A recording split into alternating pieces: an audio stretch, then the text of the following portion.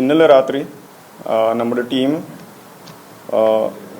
Second പ്രതിയായ ഒരു Prince Samson, ഇദ്ദേഹം താൻസാനിയ സ്വദേശിയാണ്. ഇദ്ദേഹം ഇന്നലെ നമ്മുടെ കസ്റ്റഡിയിൽ എടുത്തു. ബാംഗ്ലൂരിൽ നിന്നാണ് പിടിച്ചത്. ഈ ഓപ്പറേഷൻ ലീഡ് ചെയ്ത് IP ബത്തേരി അദ്ദേഹമാണ്. ഡാൻസാഫിൻ്റെ സഹായത്തോടെയാണ് നമ്മൾ സെർച്ച് നടത്തി അവനെ പിടികൂടി. DYSP ബത്തേരിയുടെ സൂപ്പർവിഷൻ കൂടി ഉണ്ടായിരുന്നു. ഇവനെ പിടിച്ചതിന് ശേഷം ഇയാളുടെ ഇൻട്രോഗേഷനിൽ നമുക്ക് മനസ്സിലായത് ഒരുപാട് ഇല്ലീഗൽ ട്രാൻസാക്ഷൻസ് ഇയാളുടെ ഒരു ഇല്ലീഗൽ അക്കൗണ്ടിലാണ് കാണുന്നത്. ഇതൊക്കെ മുഴുവൻ ഡ്രഗ് ഡീലിംഗ് സംഭവിച്ചതുമായി ബന്ധപ്പെട്ട ട്രാൻസാക്ഷനാണ് നമുക്ക് മനസ്സിലായത്. സെർച്ചിൽ നമുക്ക് കിട്ടിയത് 5 മൊബൈൽ ഫോണും കുറച്ച് റൗട്ടേഴ്സും ലാപ്ടോപ്സും ഉണ്ടായിരുന്നു. അതിനൊപ്പം ഡോക്യുമെൻറ്റ്സും കുറച്ച് ഡെബിറ്റ് കാർഡ്സ്, കോളേജിൻ്റെ കുറച്ച് സാധനങ്ങൾ കിട്ടിയിട്ടുണ്ടായിരുന്നു.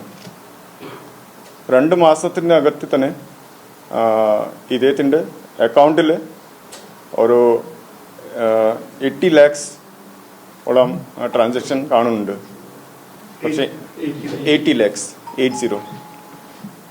അപ്പോൾ ഇത് നമ്മൾ കൺക്ലൂഡ് ചെയ്യുന്ന കാര്യം, നമ്മുടെ സംസ്ഥാനത്തിൽ വരുന്ന ഡ്രഗ്സിൻ്റെ ഇൻവോൾവ്മെൻറ്റ് ഈ ഫോറിൻ നാഷണൽസിൻ്റെ ഒരു ഇൻവോൾവ്മെൻറ്റ് കാണുന്നുണ്ട്.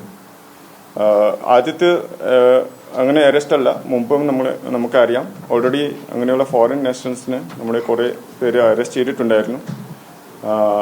ഇയാളുടെ ഒപ്പം ഇനിയും കുറച്ച് പേര് നമ്മൾ തെരച്ചിൽ നടക്കുകയാണ്. ഇനിയും കുറച്ചുകൂടി ആൾ കിട്ടാനുമുണ്ട്. അവരുടെ ഇൻവോൾവ്മെൻറ്റ് കൂടി കാണുന്നുണ്ട്.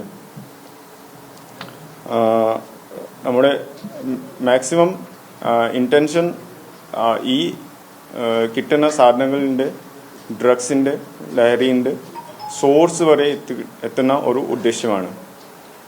ബഹുമാനപ്പെട്ട ADG ലോ ആൻഡ് ഓർഡറിൻ്റെ നേതൃത്വത്തിൽ ഡി-ഹണ്ട് ഓപ്പറേഷൻ ഇത് ഇപ്പോഴും തുടരുകയാണ്. അതിൻ്റെ ഭാഗമായി തന്നെ നമ്മൾ കുറേ സെർച്ചുകൾ ഇപ്പോഴും നടക്കുകയാണ്. ഇനിയും ശക്തമായ നടപടി ഉണ്ടാവുമെന്ന് ഒരു കർശനമായ നടപടി എടുക്കുന്നുണ്ട്. ഇയാളെ പിടിച്ചത് ബാംഗ്ലൂരിൽ നിന്നാണ്.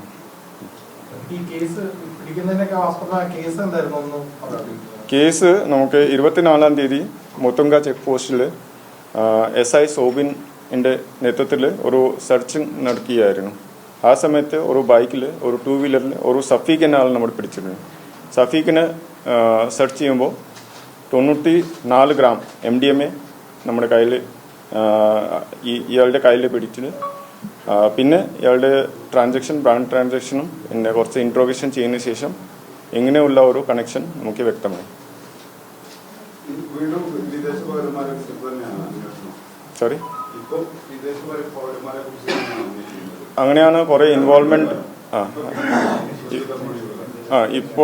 ഇപ്പോഴത്തെ ഇൻവെസ്റ്റിഗേഷൻ്റെ അടിസ്ഥാനത്തിൽ നമുക്ക് അങ്ങനെ പറയാൻ പറ്റും. കുറേ വിദേശത്തിലുള്ള ആളുകൾ ഇതിൽ ഇൻവോൾവ് ആണ്.